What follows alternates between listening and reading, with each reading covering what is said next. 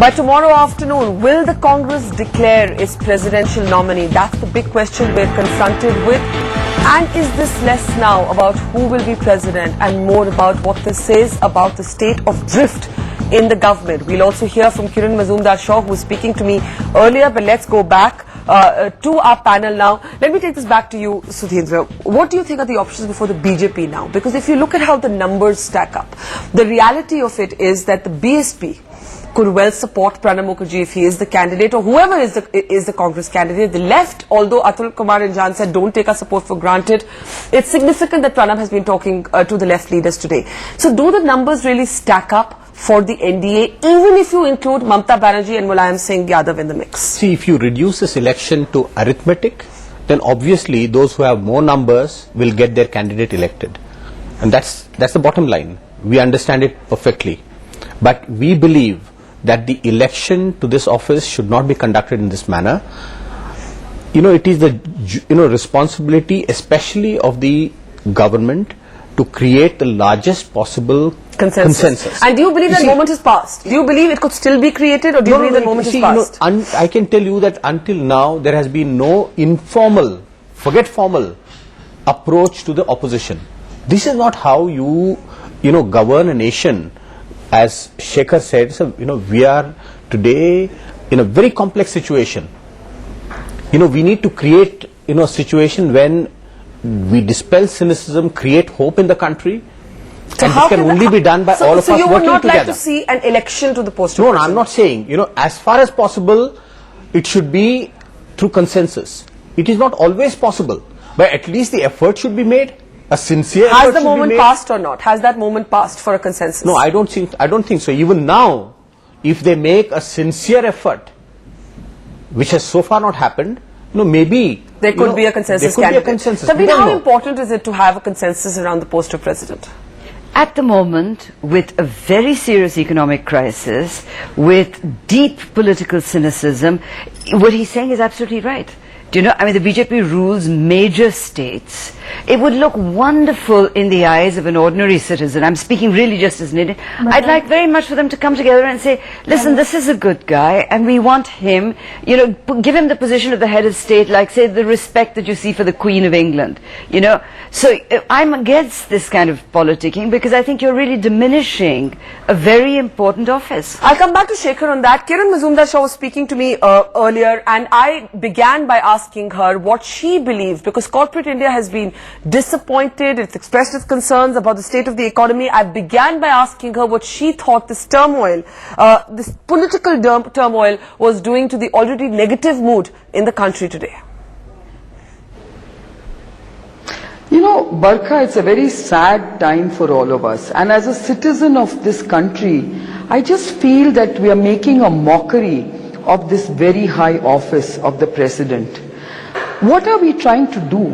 This is supposed to be an apolitical, position. It's supposed to represent a position where, we want the president to be a person of great stature, of integrity, a person who can basically act in a very apolitical manner and hold any ruling government accountable and demand governance at any point in time.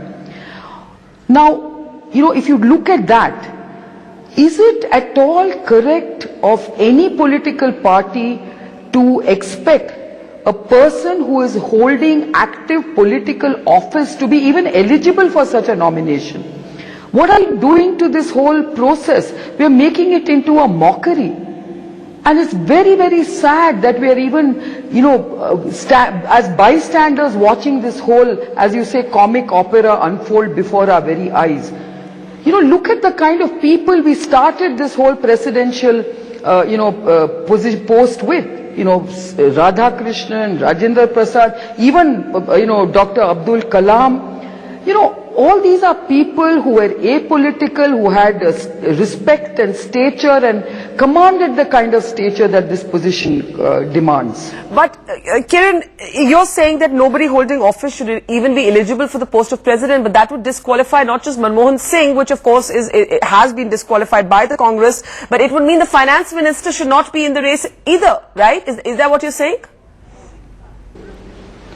Certainly not. Certainly not, Barkha. How can we even as people accept that such key positions of a finance ministry and the prime minister of the country are so dispensable? Are we trying to say that these people are dispensable? Moreover, these are political people. We want an apolitical person in this position. I mean, and also, are we trying to say that for a country of our size with 1 billion plus people, that we are bereft of people who can actually hold this office? I mean, why are we asking even Dr. Abdul Kalam to serve a second term? He did the country very proud, no doubt. But do you mean to say we don't have anybody else to nominate for this position? What about Narayan Murthy? What about Sam Pitroda? What about Deepak Parekh? What about Mr. Bagul? What about Kasturi Rangan, MS Swaminathan? I mean, the list goes on and on and on. So what are we trying to do? What concerns you the most about what you've seen unfold in the last 24 hours and what might yet unfold in the next 24 hours? What disturbs you the most? You know, the politics in our country is at the lowest possible point in modern Indian history. I'm really very concerned.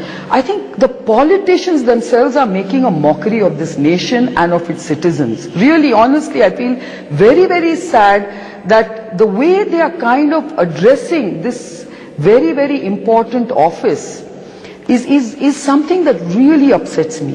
I mean, they have mismanaged the economy, they are mismanaging their own political systems, they are devaluing this position of the president. What are they doing? I mean, they are mismanaging every possible thing. They don't seem to have national interest in whatever they do. So as a citizen of this country, I'm very concerned that politics has come to this level where they don't care about, sanctity, about, upholding values, about governance, about making sure that certain processes are carried out in a very important and, respectful way. You've been just one second. You've been outspoken, Kiran, about the missteps that the government has taken. Do you then believe that it would almost be better for the government to perhaps call a mid-term poll? Would that be better for the country? Absolutely, because the way this country is going, we've come to a standstill. There doesn't seem to be any hope in terms of how we rev up our economy or revive our economy. And if nobody is interested to do anything about reviving the economy, then what are we, waiting for? I mean, I think it is time for every one of us to question and ask the present government, are they or are they not in a position to, govern?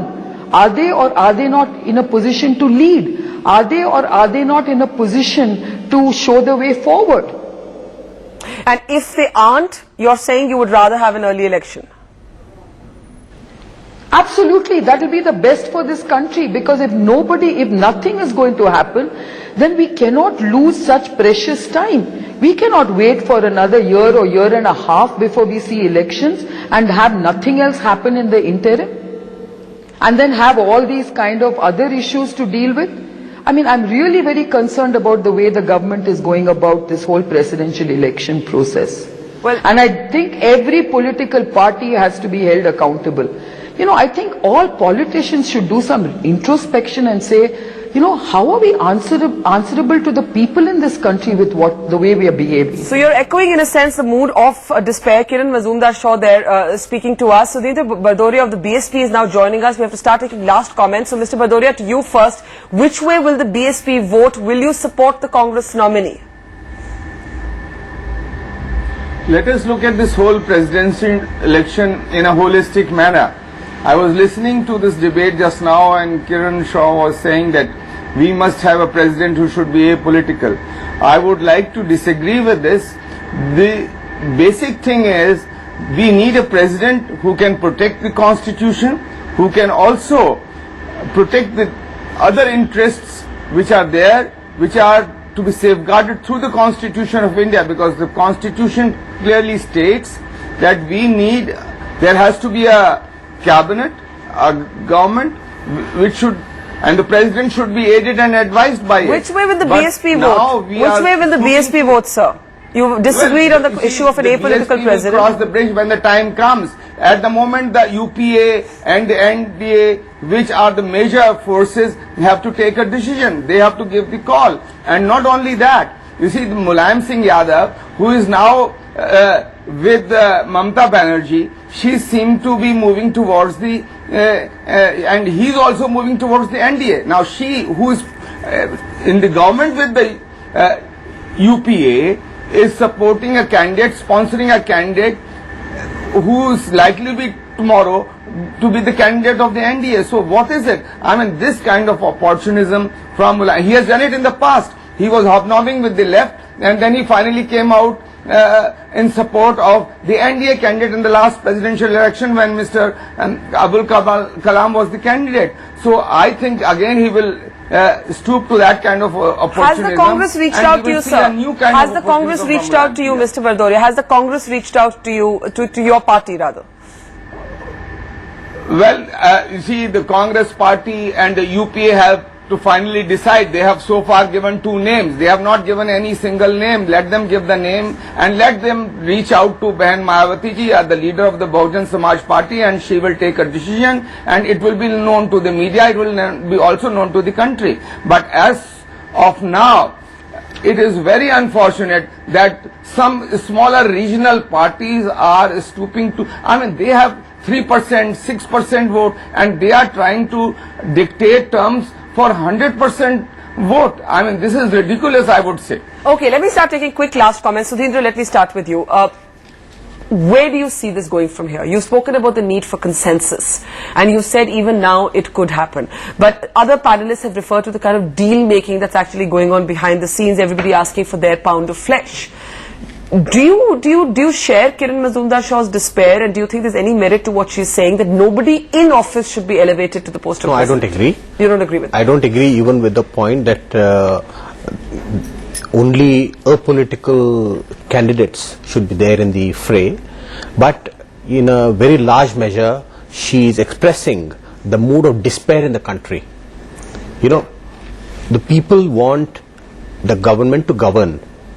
The people want the government, the ruling coalition, to conduct this most important election in the right manner, so that, you know, it gives hope to the country. You know, great nations are not built this way. Yeah. You know, this, you know, election to the president, intrigue, deal making, cloak and dagger, is this what we have reduced our democracy to? This must change. Shekhar.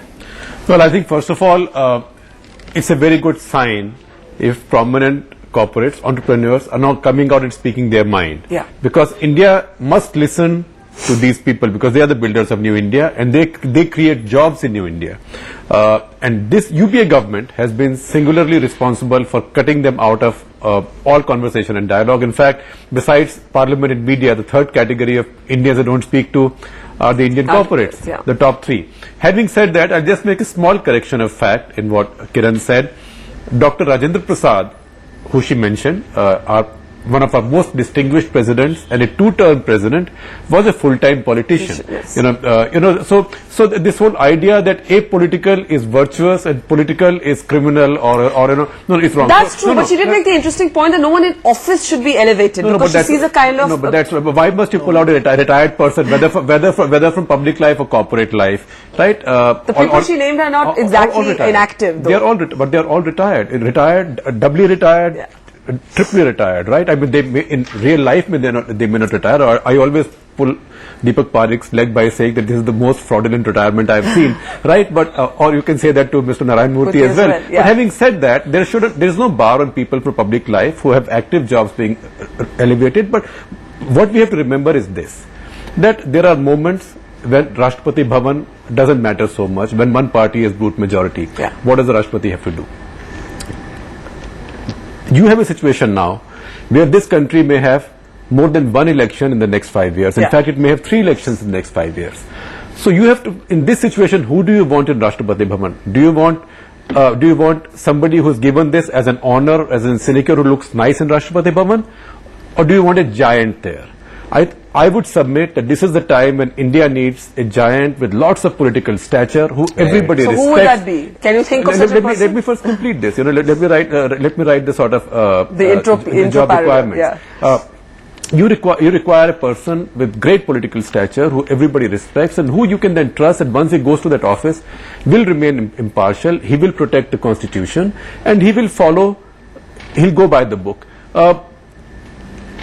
Under no circumstances should Rashtrapati's appointment be treated like a Padma award. Let's give it to whoever looks. It's not a nomination to Rajya Sabha, which is an idea that's been ruined so greatly by these guys as well as it shouldn't have happened. as well as the UPA now, right? That's not the way to approach the office of the president. So who is this person for you? This perfect imagined person? No, who not is his perfect team of imagined management? person. You don't need a perfect person. You need a politician of stature. There are 20 of them, right? Then you have to talk within your own party first, talk to your allies, talk to your adversaries. Do you believe Dr. Kalam is a serious contender second time around? Well, I mean, I haven't heard from him as yet, but I will go back to what I said earlier. I mean, I observe politics, anything can happen, and I think the most fun thing that can happen in today's politics would be Mulayam and Mamta voting along with NDA. That will bring a big smile to his face. That will change this country's politics. I don't think that's going to happen. Tavleen, are we looking at an early election? When you have business leaders like Kiran Mazumdar-Shaw saying, I'd actually prefer that to what's going on. Do you think there's any sort of reality to that, or is that just angst that isn't going to translate into anything changing on the ground? Okay, for a start, I agree with her totally that the economy has been taken really down the tubes by the man that the Congress party wants to put in Rashtrapati Bhavan. Now, since you put my tweet up there, let me clarify what I meant by that. In Twitter, we're limited words. I really don't believe that Pranab Mukherjee is that man of that stature. You know, the reason why the Congress can't do without him is he's apparently very good at political deal making, and he keeps the flock together and all that kind of thing. I don't believe that that kind of person should be in Rashtrapati Bhavan. Secondly, he's answerable for what he's done. He's actually produced what they call the second worst budget in the history of India. Let him stay there and do his job. And you know, let's find, I agree with Kiran, another thing, that this is a country of 1 billion people. Is that, you know, do we have only these 10 names circulating, most of them long past the age of retirement? I was going to say consent. But, you know, I mean, really we need to take it more seriously. It looks as though it hasn't been taken seriously this time around. It looks as though the Congress party was just making deals, and there was this kind of, you know, the skullduggery, you know, and it's really created a very bad atmosphere. And briefly, we're just getting word that the Congress in conversations with its other allies has been saying Mamta and Mulayam want to topple the government, so it's very important that we don't allow them to do that. Shekhar, very quick last word to you. Do you believe Mamta and Mulayam trying to topple the government? Well, I don't know. I haven't heard from them, but frankly, I'm not... Well, Mr. Bhardoria made that point, that there's small parties today dictating terms. Well, I mean, you know... look who's talking, right? But you know, it's fun time. But really, Kiran's point of midterm elections, I think an election, if a government can't govern, it's a good idea for the government to seek elections. So I think we should wait till the presidential election is done. It's done. Yes, and then the UP has to take a call if they can, because then all excuses will be gone. Okay, right? Mr. Bhardoria, quick line to you there. Excuse then is the El Nino. Yes. Quick line, this whole discussion against politician and politics. The constitution is part of the politics. 100 years of struggle produced a constitution, freedom and democracy. If we are going to run down the constitution and politics, we are not trying to build a new India, India of the dreams of the freedom fighters. What are we trying to talk about? Non-politicians, non-party people, people without any vision of politics taking over charge of the president's position. I think that will be the most unfortunate day for this country. Well, I think what has been said is, and what everybody agrees on, is that if governance is such an issue, why continue? And the important point being made here is, fine, get past the presidential election, but that will still leave the problems of governance and leadership. Then take a call. And then take a call. And take an honest call that, look, I can now govern, I have no excuses, I'm taking a deep breath, But if I can't do it, then Well, there is 2 years left now, Shekhar. 3 years have already passed, and that's something we have to think about. And really, not too much. I'll bring you back Amitabh Bachchan's famous line, "Ye jeena bhi koi jeena hai, lallu." Well, Dr. go back Manmohan in Singh and cover. Sonia Gandhi, I don't know what they'd make of that colloquialism. Tavleen Singh, Shekhar Gupta, Sudhindra Kulkarni, Sudhindra Bardoria, thank you so much for your time on this special broadcast. Tomorrow this time, will we have a nominee, or will this entire story remain shrouded in intrigue and skullduggery? We leave it there with that question. Thanks for watching.